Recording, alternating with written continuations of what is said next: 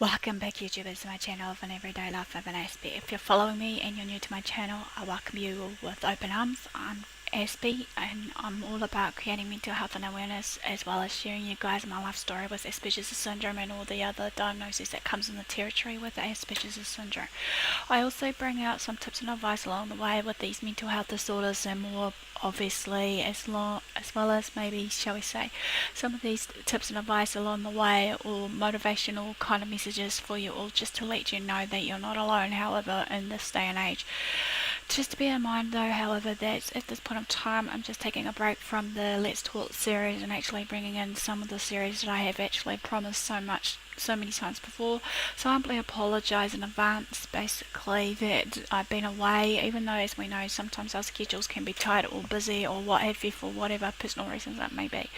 So no further ado, guys, basically this one's all about the stimming series, and this one's about how to direct or redirect an autistic child stim. So therefore this is part 4, positive lifestyle. Hopefully you've learnt something along the way as they're going piece by piece. Just to bear in mind also, I'm no clinical doctor, I'm just a normal everyday video blogs sharing my life stories, regardless what it may be in this day and age. So this one's part 4, obviously, of the positive lifestyle. Let's begin this before I run out of time.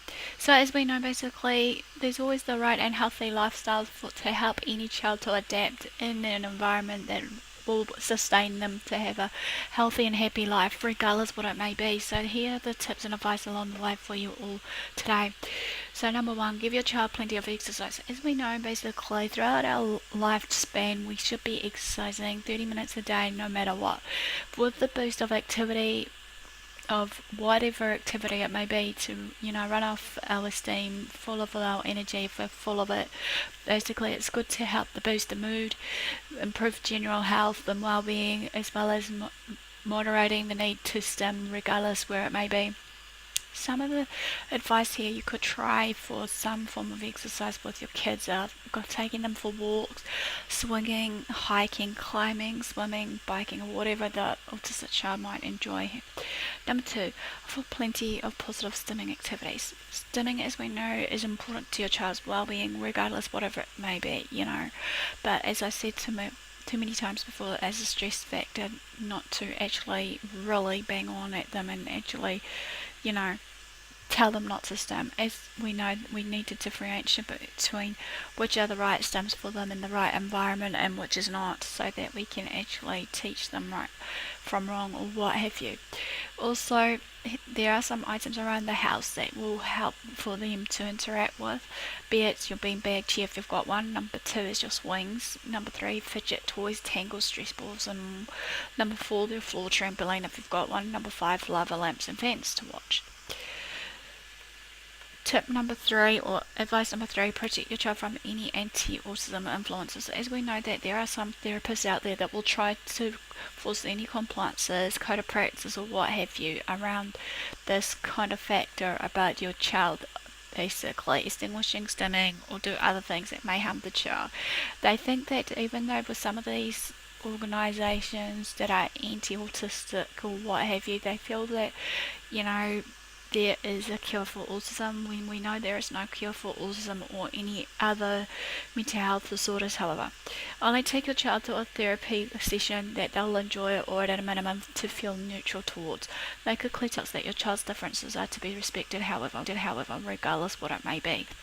ABA is known for ethical issues. However, some therapy is labelled as ABA for some tax purposes reasons, but is based on a foundation of consent. Use your own sense of morals and values and observe your child's reaction to know what is ethical and what's not. Autism can't be cured, however, or ethically suppressed, as I mentioned. If someone is claiming that they can do this, be aware and may stay clear.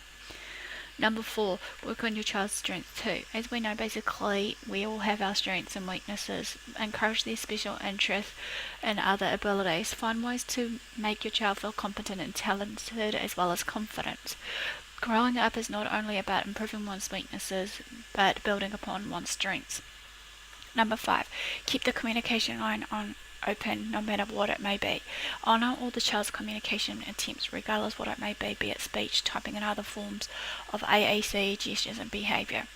Be sure to be ready if your autistic child is non-verbal, maybe learn some basic sign language. Pay attention to the child's communication. Will encourage them to communicate more to you and build up the trust when something goes down with them. Help them to learn, recognize their needs, and ask for help when they need it most. Number 6, practice to be patient. Your child faces many everyday struggles that non-disabled people may never have to worry about. But then again, it can go for the same of the other direction.